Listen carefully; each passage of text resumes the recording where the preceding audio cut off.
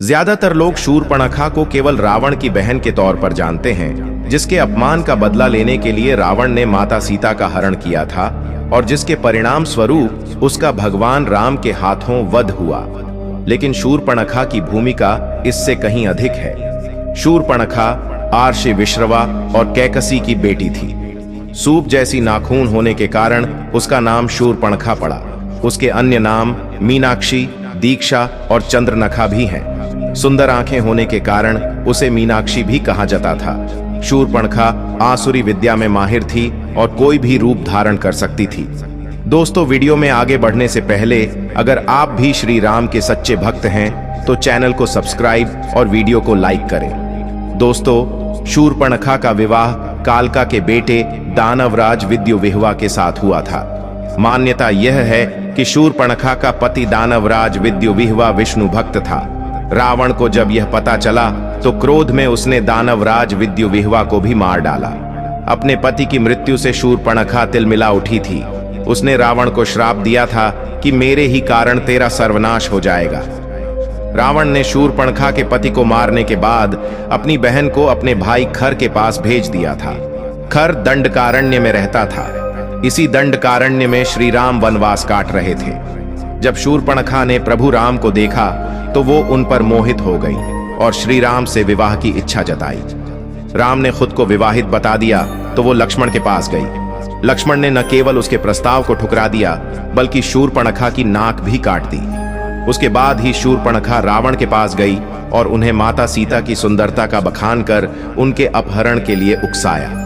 एक कथा के अनुसार जब भगवान श्री राम ने एक धोबी द्वारा माता सीता के चरित्र पर आरोप लगाने के बाद माता सीता को त्याग दिया था और जब माता सीता आर्षि वाल्मीकि के आश्रम में रहने लगी थीं, तो इस दौरान शूर्पणखा को माता सीता के वनवास का पता चला था और वह उनसे मिलने आई थी। शूर्पणखा ने इस मुलाकात में माता सीता को भड़काने का प्रयास किया। उसने माता सीता को कहा कि जो अपमान तुम्हारे पति और देवर ने मेरा किया था, तुम्हें उसी की सजा मिल रही है। शूर्पणखा से कुछ कहने के बजाय सीता मुस्कुराईं और उसे कुछ ताजे जामुन दिए। सीता ने शूर्पणखा से कहा कि ये जामुन मंदोदरी के बगीचे के जामुनों के समान मीठे हैं। सीता को अपने उपहास से विचलित न होते देख शूर्पणखा असमंजस में पड़ गई थी। इस पर माता सीता ने कहा कि शूर्पणखा को चेताया कि उसके इस प्रतिशोध की आग में रावण पहले ही नष्ट हो चुका है। सीता ने शूर्पणखा से कहा कि उसे बिना शर्त प्यार करना सीखना चाहिए।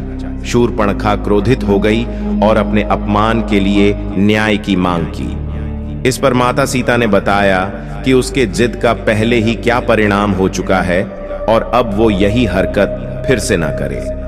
सीता ने उसे अतीत को भूलकर आगे बढ़ने की सलाह दी। माता सीता की इस बात से शूर्पणखा को बड़ी आत्मग्लानि हुई। दोस्तों, रामायण में सभी राक्षसों का वध हुआ था, लेकिन शूर्पणखा का वध नहीं हुआ था। उसकी नाक और कान काटकर छोड़ दिया गया था।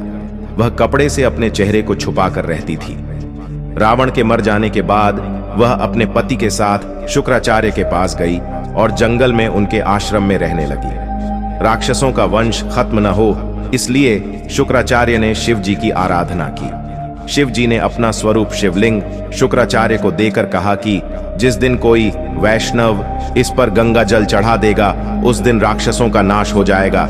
उस आत्मलिंग को शुक्राचार्य ने वैष्णव मतलब हिंदुओं से दूर रेगिस्तान में स्थापित किया, जो आज अरब में मक्का मदीना में है। शूर्पणखा जो उस समय चेहरा ढक कर रहती थी, वो परंपरा को उसके बच्चों ने पूरा निभाया। आज भी मुस्लिम औरतें चेहरा ढकी रहती हैं। शूर्पणखा के वंशज आज मुसलमान कहलाते हैं। क्योंकि शुक्राचार्य ने इनको जीवन दान दिया, इसलिए ये शुक्रवार को विशेष महत्व देते हैं। पूरी जानकारी तथ्यों पर आधारित सच है। जानिए इस्लाम कैसे पैदा हुआ। असल में इस्लाम कोई धर्म नहीं है, एक मजहब है, दिनचर्या है। मजहब का मतलब अपने कबीलों के गिरोह को बढ़ाना। ये बात सब जानते हैं कि मोहम्मदी मूल रूप से अरब वासी है। अरब देशों में सिर्फ रेगिस्तान पाया जाता है। वहाँ जंगल नहीं है, पेड़ नहीं है, इसीलिए वहाँ मरने के बाद जलाने के लिए लकड़ी न होने के कारण जमीन में दफन कर दिया जाता था।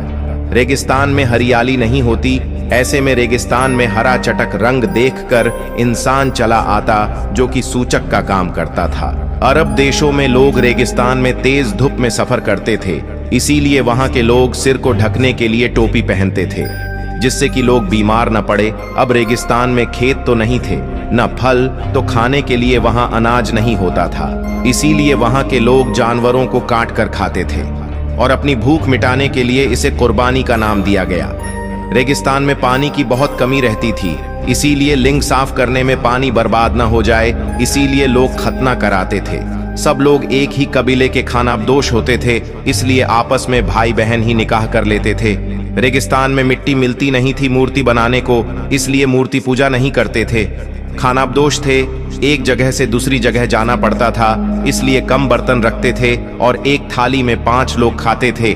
कबीले की अधिक से अधिक संख्या बढ़े, इसलिए हर एक को 4 बीवी रखने की इजाजत थी। अब समझे, इस्लाम कोई धर्म नहीं, मात्र एक कबीला है और इसके नियम असल में इनकी दिनचर्या है।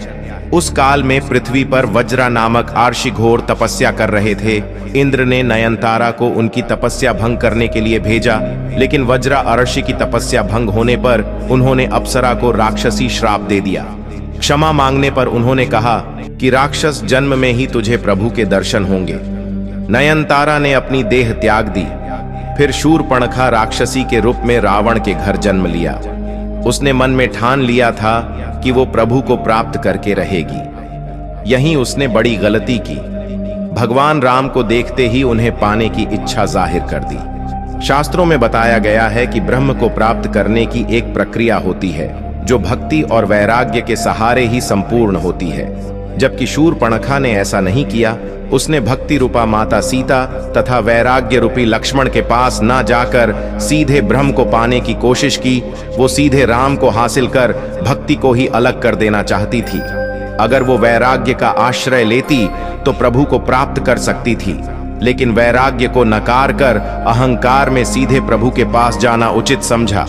प्रभु ने शूर्पणखा को उचित प्रक्रिया का ध्यान करने के लिए उसे वैराग्य रूपी लक्ष्मण के पास भेजा, लेकिन लक्ष्मण ने उसे पुनः प्रभु के पास भेज दिया।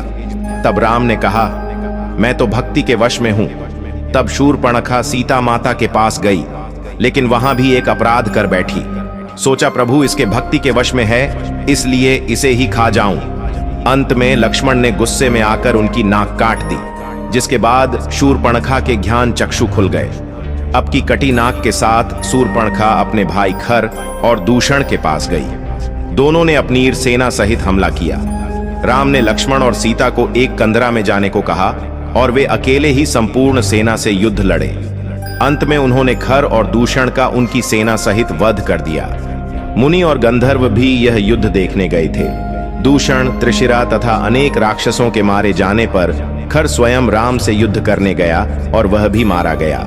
राम ने खर, दूषण, त्रिशिरा तथा 14,000 राक्षसों को मार डाला, जिसके बाद शूर्पणखा प्रभु के कार्य को पूरा कराने, विनाशाय च दुष्कृतम के लिए उनकी सहायिका बनकर प्रभु के हाथ से रावण, कुंभकर्ण, मेघनाद आदि निशाचरों का वध करा दिया और प्रभु प्राप्ति की उचित प्रक्रिया अपनाने के लिए पुष्कर जी में चली गई और जल में खड़ी होकर भगवान शिव का ध्यान करने लगी।